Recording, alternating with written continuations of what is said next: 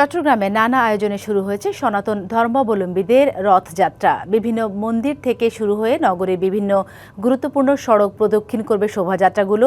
এ বিষয়ে আরও জানাতে যুক্ত হচ্ছেন সহকর্মী মুজিবুল হক। মুজিব, অন্যতম ধর্মীয় এই আয়োজন নিয়ে কি তথ্য আছে আপনার কাছে? বিস্তারিত জানাবেন আমাদের।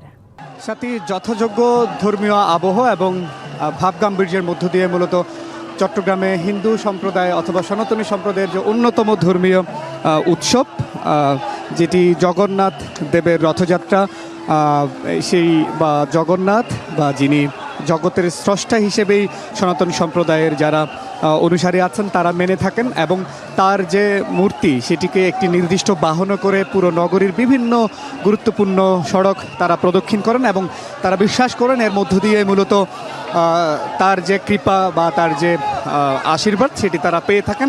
সেই জায়গা থেকে আপনি নিশ্চয়ই দেখতে পাচ্ছেন যে এখন নগরীর যে তুলসীদাম সহ বিভিন্ন নন্দনকানন সহ বিভিন্ন জায়গা থেকে যে সমস্ত মূর্তিগুলো বের হয়েছে বা জগন্নাথ দেবের রথযাত্রাটি বের হয়েছে সেটি নগরীর বিভিন্ন গুরুত্বপূর্ণ সড়ক প্রদক্ষিণ করছে, এবং আমরা দেখতে পাচ্ছি যে বৃষ্টি উপেক্ষা করে হাজারো ভক্ত দর্শনার্থী তারা অপেক্ষা করছেন। নগদ নিয়ে এলো হার না মানা হার অফার। সর্বনিম্ন 10,000 টাকা রেমিটেন্স নগদে পাঠালে থাকছে স্বর্ণের হার জেতার সুযোগ।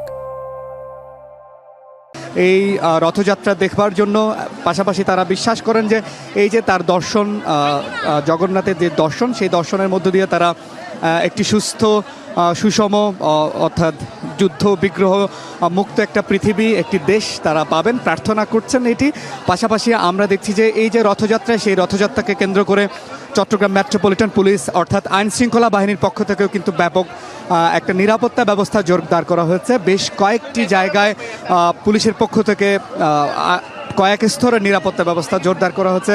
বেশ কয়েকটি অর্থাৎ প্রায় 16টি জায়গায় সিএমপির পক্ষ থেকে যেটি সড়ক বন্ধ করে দেওয়া হয়েছে, যাতে করে নির্দিষ্ট সময়ে এই রথযাত্রাগুলো নির্দিষ্ট জায়গা থেকে বের হয়ে নির্দিষ্ট গন্তব্যে তারা যেতে পারেন। আমরা দেখছি যে এখানে যারা ভক্ত এবং দর্শনার্থীরা আছেন তারা গীতা পাঠ সহ যে ধর্মীয় যে বিভিন্ন সঙ্গীতগুলো রয়েছে, কীর্তন থেকে শুরু করে তারা সেগুলো পাঠ করছেন এবং জগন্নাথের তারা আশীর্বাদ তারা প্রার্থনা করছেন। অর্থাৎ আমরা দেখতে পাচ্ছি যে বৃষ্টি উপেক্ষা